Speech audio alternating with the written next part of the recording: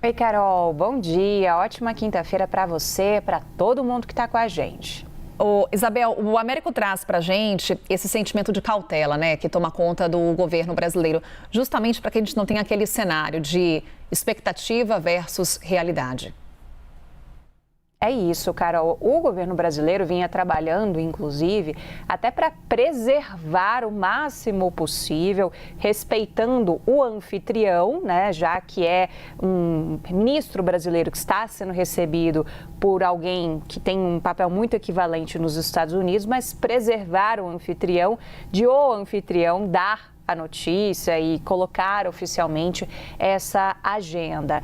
Mas é claro que no Brasil as coisas vazam e o próprio presidente Lula mencionou ontem em agenda no Rio de Janeiro que haveria esse encontro hoje. Mas por que eu trago esse detalhe, essa minúcia? Porque isso mostra muito esse tom que o Américo vinha falando com muita propriedade sobre o quanto que o governo está cauteloso, está medindo cada milímetro dessa relação com os Estados Unidos.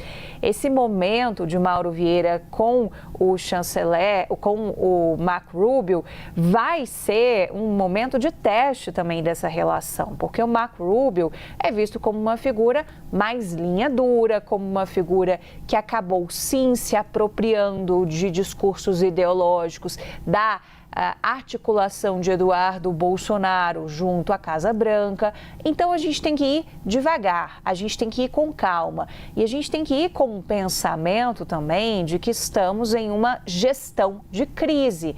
Encontramos finalmente uma porta aberta, não é a primeira vez que Marco Rubio e Mauro Vieira vão se encontrar.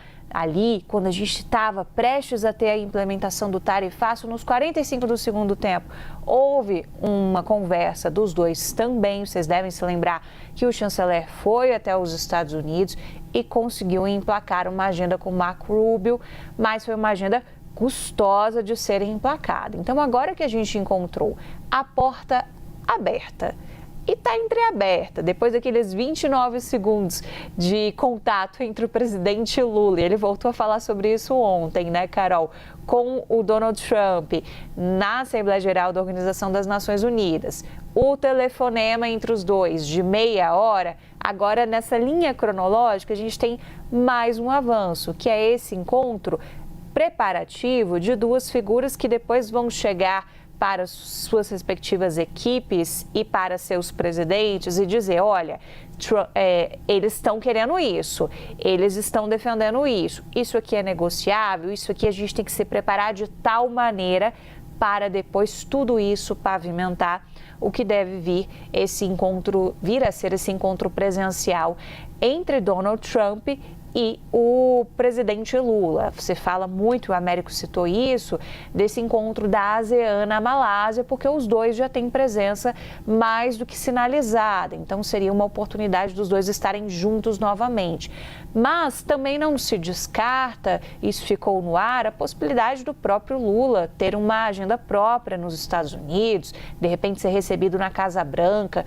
Então, esse encontro de hoje, ele é importante para definir a pauta, lembrando que a pauta não é só nossa, tem uma pauta dos Estados Unidos, porque se eles estão abrindo essa porta para a gente, é porque eles estão interessados em algo também, algo não está certo lá para eles começarem a ver interesse em ter um pouco mais de proximidade e mandarem tantos sinais ali de cortesia ao Brasil, dessa química que rolou entre os dois presidentes. Então é um preparativo da pauta de ambos os lados e é também um preparativo desse próximo passo que deve ser o encontro entre os dois presidentes.